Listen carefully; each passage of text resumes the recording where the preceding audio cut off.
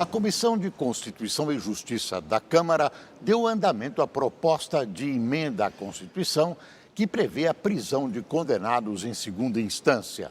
Amanhã, o Supremo Tribunal Federal vai discutir o assunto. Os deputados passaram 4 horas reunidos na CCJ para a leitura de um relatório que durou menos de 20 minutos. Na maior parte do tempo, houve bate-boca e tentativas da oposição de adiar a leitura. Novamente, o presidente da comissão, Felipe Francischini, do PSL, e a deputada Maria do Rosário, do PT, se desentenderam. O senhor está atendendo o ministro Moro, atendendo o PSL, para não atender sua comissão. Por favor. Eu não vou bater boca com Vossa Excelência.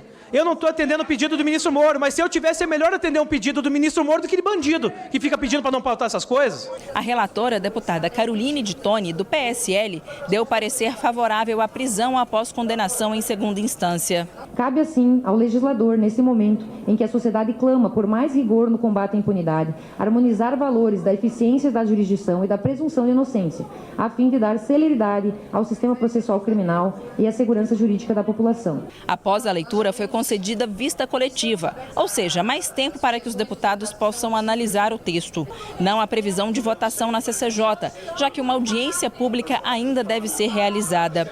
Depois que o trabalho da Comissão de Constituição e Justiça for encerrado, a proposta ainda tem que passar por uma comissão especial e pelo plenário da Câmara.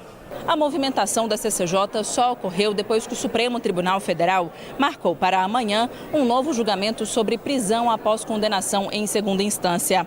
A Corte já tratou do assunto outras 4 vezes e foi favorável à execução da pena em todas elas. No entanto, esses julgamentos foram sobre casos específicos. Agora, os ministros vão decidir se essa tese deve ser adotada para todos os réus condenados em segunda instância.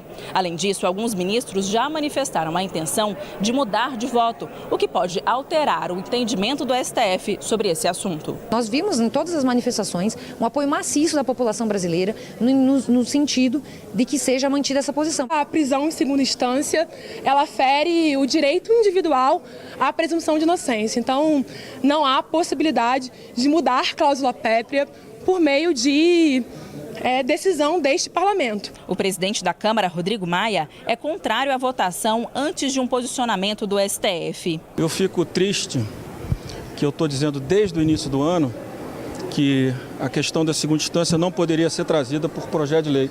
Disse inclusive isso numa primeira reunião com o ministro Moro, ele discordou e as divergências são da democracia, né?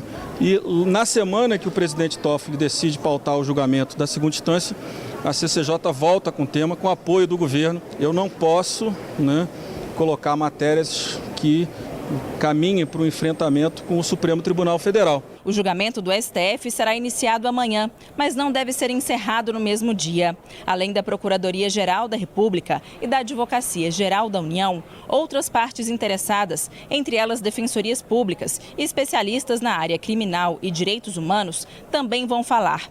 Somente após essas defesas é que o relator, ministro Marco Aurélio Mello, e os demais ministros vão começar a votar. Hoje, o Conselho Nacional de Justiça divulgou que 4.895 detentos podem ser soltos se a regra de prisão após condenação em segunda instância for modificada pelo STF.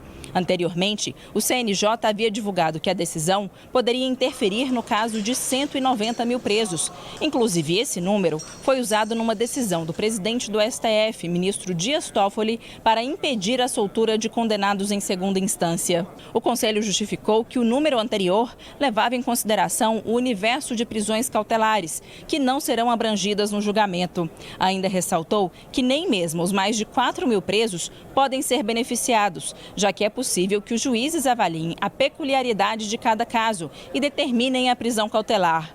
Além da quantidade de presos que pode atingir, o julgamento ganha ainda mais relevância porque o ex-presidente Lula pode ser solto caso o STF altere o entendimento sobre prisões após condenação em segunda instância. Essa corrida entre o Congresso e o STF tem como favorita a Suprema Corte. No Congresso, há ilustres parlamentares ameaçados pela Lava Jato. Essa gente quer simplesmente